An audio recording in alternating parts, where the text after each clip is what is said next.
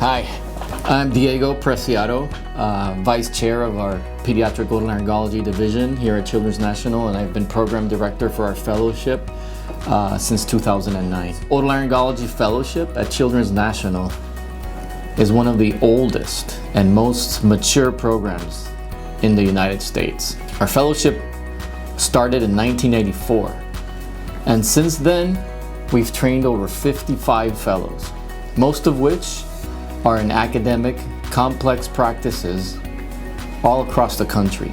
Many of our graduates are program chairs or have other significant leadership roles, either locally at their institutions or on national societies. Our fellowship has been ACGME accredited since 2009. We're part of that early wave of U.S. Pediatric Otolaryngology Fellowship accreditation. Our training really features an intense educational program, which is focused on the clinical maturation for our fellows in CPO. Pediatric Otolaryngology Fellowship training takes place at the Children's National Medical Center. Located in Washington, D.C., the hospital provides care for regional, national, and international patients, offering our trainees exposure to the full range of complex pediatric otolaryngology conditions, both inherited and acquired. The Division of Pediatric Otolaryngology performs over 5,000 cases annually, offering our trainees a robust clinical experience, particularly in advanced airway and otologic techniques. Graduating fellows finished with an average of 1,000 cases encompassing all pediatric otolaryngology index categories.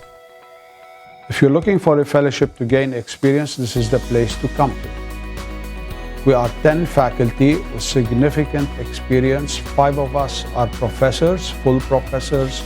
2 are tenured professors. This division has had 4 ASPO presidents over its history. By the end of this year, we would have trained 60 fellows, of which 85% are in academic institutions. 13 of them are chiefs of major departments. So it's hard to believe that I have been here 14 years already. And initially I had great trepidation about coming to this program. I was really happy in my other situation, my other program, but my husband was recruited here and said, let's move to DC.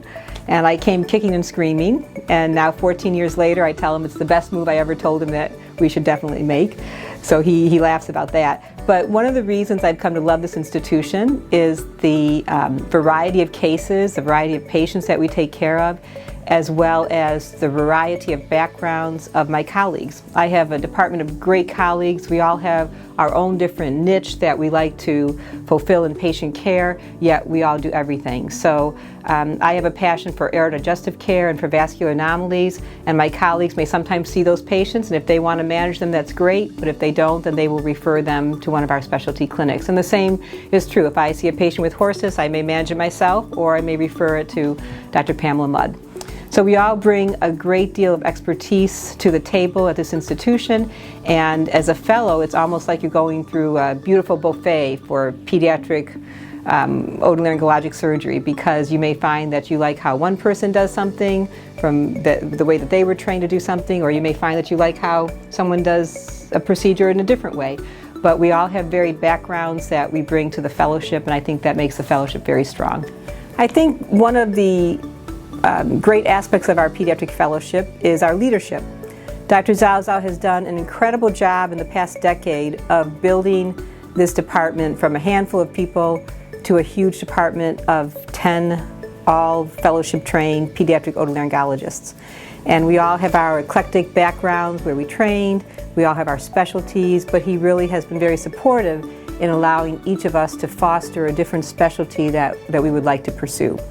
And I think when you have an individual that specializes in a certain area, then the complex cases are referred to you, the fellows have a chance to enjoy the opportunity to care for those patients and really learn an expert approach to managing those patients. So I think we have a great deal of respect and a great deal of gratitude to Dr. Zhao Zhao for supporting all of us and for growing our department to the size that it is today. Here for 15 years. When I came out of fellowship training, this was really the only place I wanted to be.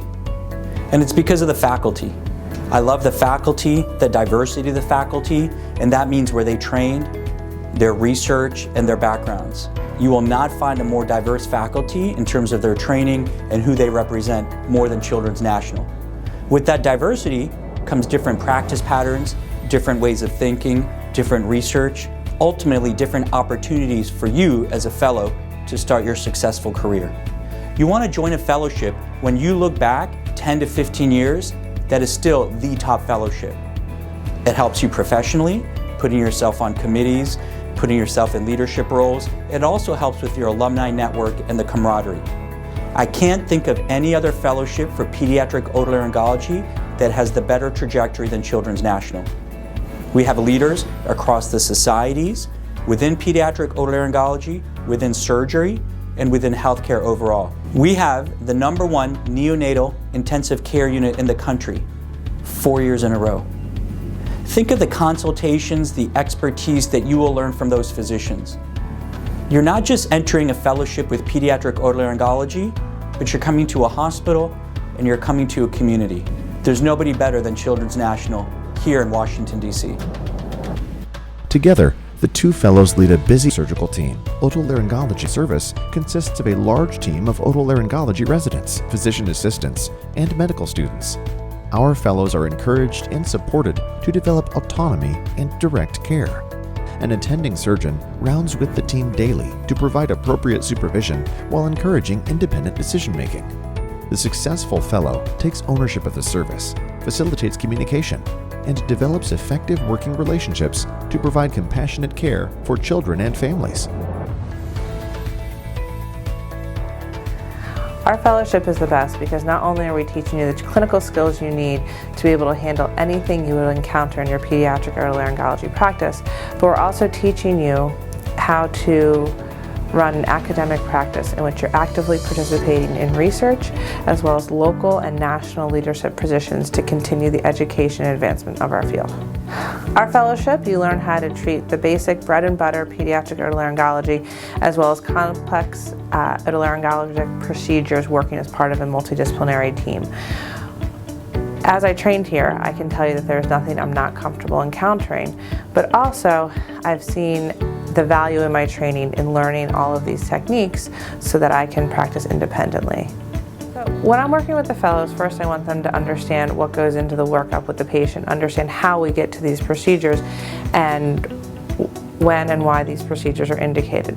That's why fellows are actively involved in the preoperative clinics and following these patients from pre-op, during their surgical stay, to post-op. I'm also teaching all of the clinical skills they need technically and professionally to help navigate these families through these surgical experiences. Our surgical education is also enhanced by exposure to multidisciplinary clinical programs that have been developed within our division and include airway, hearing loss, velopharyngeal insufficiency, aerodigestive, vascular anomalies, voice, sleep, head and neck, salivary and swallowing disorders. For many who live in Washington, D.C., D.C. is not just the capital. We are quick to point out that there's more to the area. Washington, D.C. is home to numerous cultural attractions, including several Smithsonian museums, theaters, and year-round markets. The area also encompasses a blossoming restaurant scene that will please any foodie, and plenty of nightlife venues, from the trendy bars along the U Street corridor to concerts at the Capital One Arena. District residents are also big sports fans who cheer on the Washington football team, the Wizards, the Capitals, and the Nationals. Each neighborhood in the district and its surrounding towns has its atmosphere. Residents gather for block parties, mingle at dog parks, and converse at coffee shops, creating an ambiance similar to that of a much smaller community. From beaches and recreational trails to cabins and cottages, you can't go wrong with a weekend spent outside the city proper. To the west, the scenic Shenandoah Valley will make you feel at one with nature. To the east, the shores of Maryland and Delaware will bring you closer to the sea. Organize day trips to Harper's Ferry, Baltimore, Annapolis, and Alexandria for added pleasure. Both southern Maryland and northern Virginia also feature numerous wineries and orchards. We look forward to meeting you this interview season, and thank you for the interest in our program.